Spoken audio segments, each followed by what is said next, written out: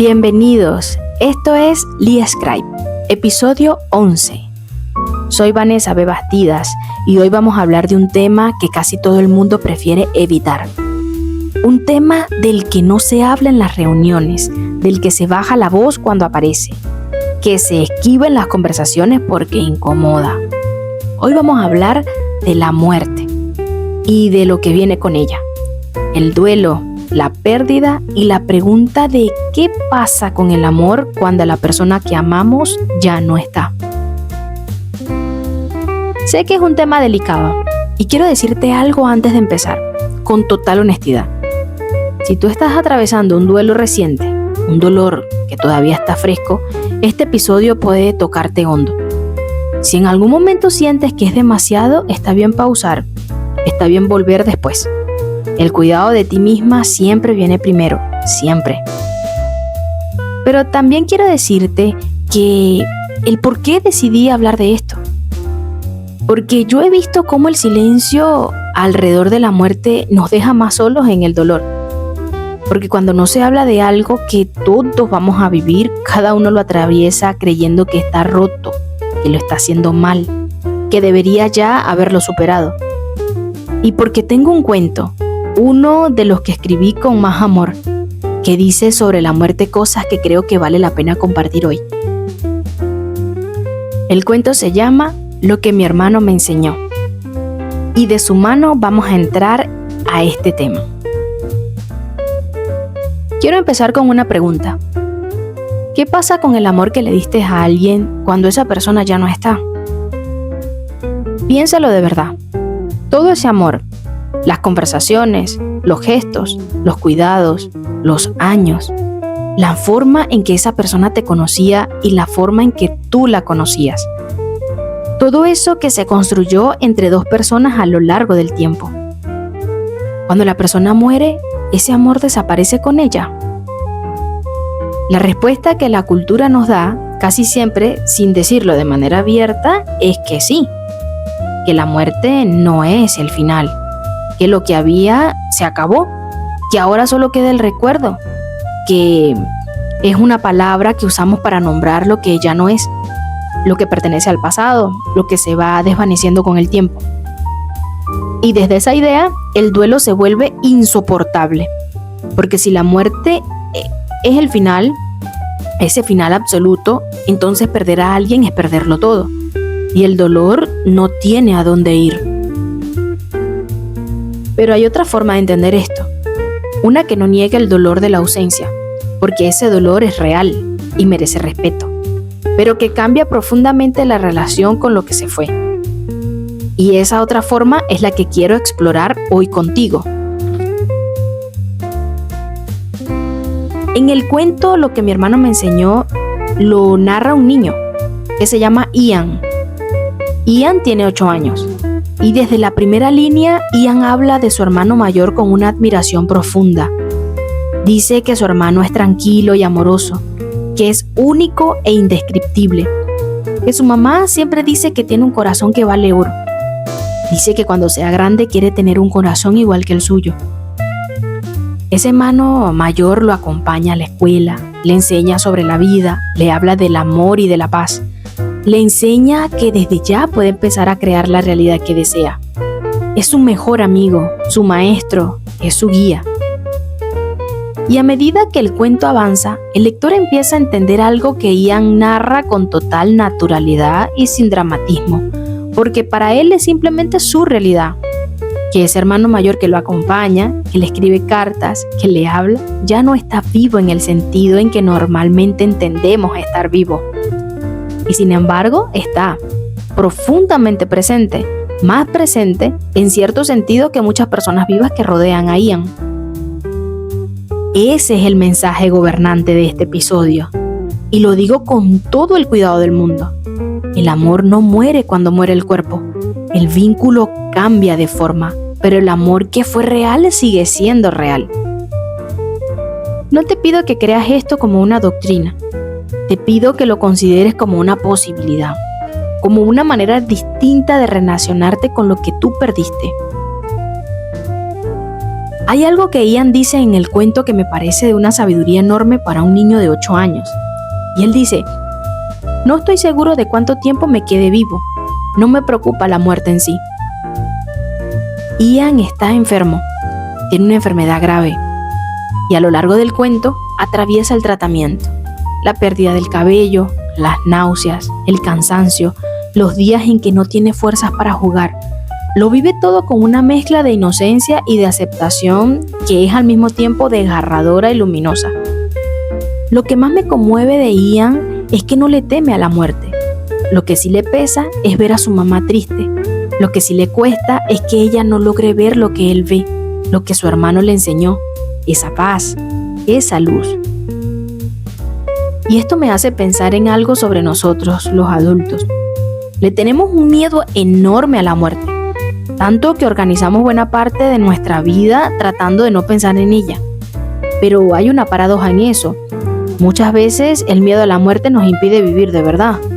Por miedo a perder, no nos entregamos. Por miedo al final, no disfrutamos el presente. Por miedo a que las cosas se acaben, no nos permitimos que empiecen. Ian, que tiene la muerte mucho más cerca que la mayoría de nosotros, vive en una libertad que muchos no tenemos. Él juega, canta, ríe todos los días. Sueña con ser carpintero.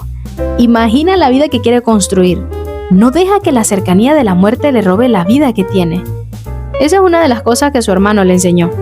Y es una de las cosas que, a través de él, ese cuento nos enseña a todos nosotros. Hay un momento en el cuento que es el corazón de todo este episodio. Ian recibe una carta de su hermano. Esa carta dice cosas que quiero compartir contigo, porque para mí encierran la enseñanza más profunda de la historia. La carta dice, y parafraseando con cuidado, respetando las palabras, que no hay nada de lo que deba sentir miedo, que el hermano siempre está con él, incluso cuando crea que está lejos, que todo el dolor y malestar que siente ahora se irá pronto, y que lo que viene después de todo ese dolor es paz y bienestar. Y hay una frase en esa carta que para mí es una de las más importantes que he escrito en toda mi obra.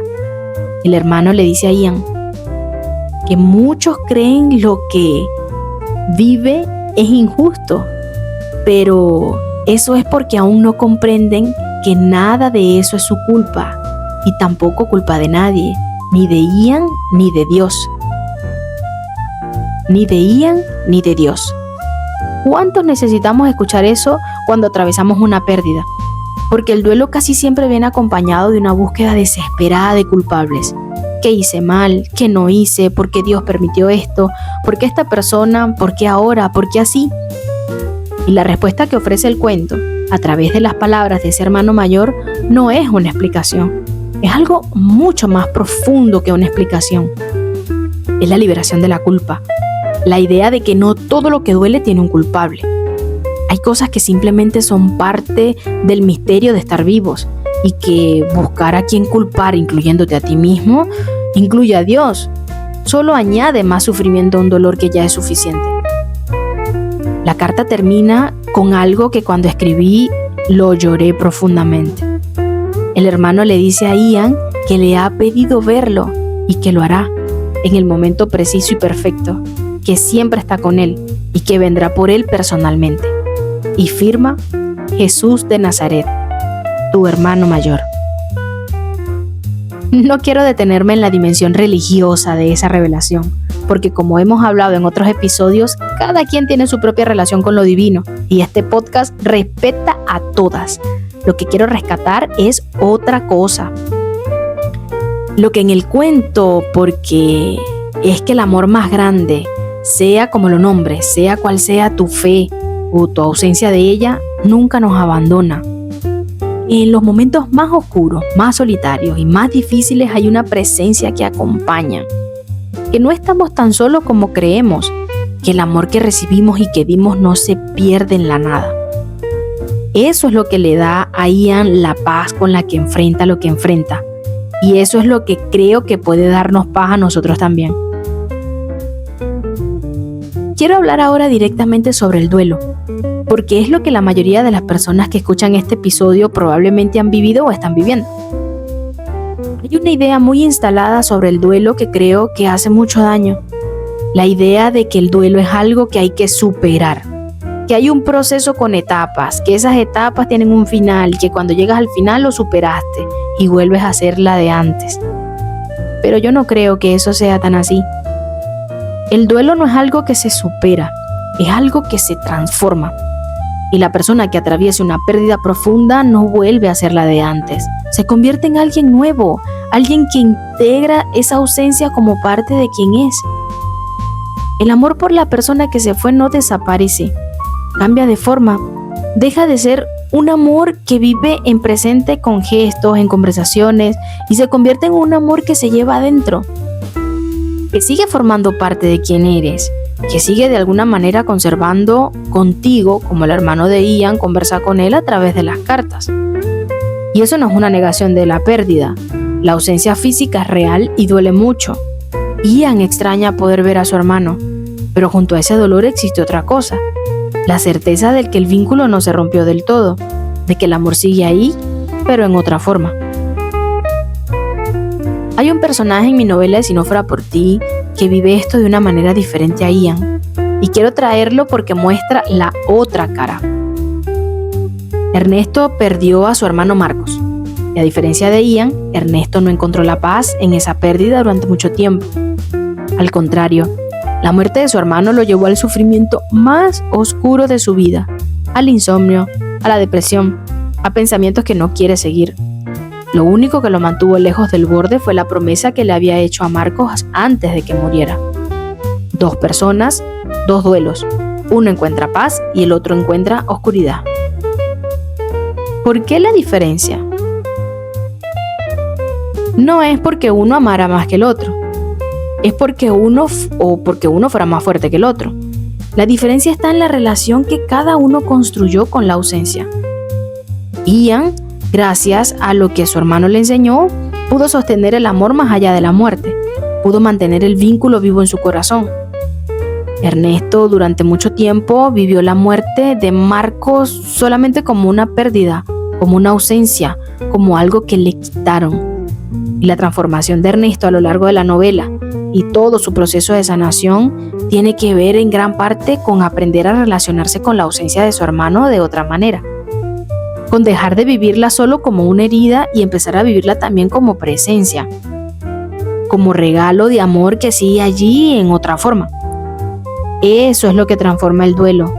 No es olvidar, no es superar, sino cambiar la relación con lo que se fue. Quiero traer brevemente otro personaje, porque ofrece una imagen hermosa de cómo se puede enfrentar la propia muerte. En el cuerpo donde habita la inocencia, Doris, una mujer con síndrome de Down, vive una vida plena, amada, llena de propósito. Cuando llega el final de su vida, el cuento dice que Doris murió rodeada de sus seres más queridos, que murió sabiendo que era profundamente amada y respetada, que partió en paz, dispuesta al reencuentro con quienes la esperaban del otro lado. Doris le tenía dificultad a entender por qué la muerte era necesaria. Eso le costaba, como nos cuesta a casi todos. Pero en su interior sabía que las personas que había perdido estaban bien, en paz, sin dolor y sin ningún tipo de sufrimiento. Esta combinación me parece profundamente humana y profundamente sabia. No fingir que la muerte no duele, no pretender entender del todo, pero al mismo tiempo sostener la certeza de que el amor continúa, de que hay paz del otro lado, de que el reencuentro es posible. Doris vivió desde el amor y murió desde el amor. Y dejó a quienes la conocieron no solo el dolor por su ausencia, sino gratitud por haberla tenido. Esa es otra forma de entender la muerte, no como el robo de todo lo que fue, sino como el cierre de una vida que dejó amor sembrado en todos los que la rodearon. Quiero cerrar volviendo a Ian, porque hay algo en ese niño que resume todo lo que yo quiero decir. Ian no le teme a la muerte porque entendió algo que muchos adultos pasamos la vida entera sin entender: que el amor es mucho más fuerte que el miedo y más permanente que la muerte, que mientras haya amor, dado, recibido y sostenido, no estamos solos, ni en la vida ni en lo que viene después. Y la enseñanza más grande de su hermano no fue una lección sobre cómo morir, fue una lección sobre cómo vivir. Vivir desde el amor, vivir dando paz, vivir creando, soñando, riendo, incluso en medio de la dificultad. Vivir sin que el miedo a perder te robe la capacidad de disfrutar lo que tienes ahora. Porque al final, eso es lo único que de verdad se lleva a uno y lo único que de verdad deja, el amor que dio y el amor que recibió. Si estás atravesando un duelo ahora mismo, quiero dejarte con esto. El dolor que sientes es la medida del amor que diste.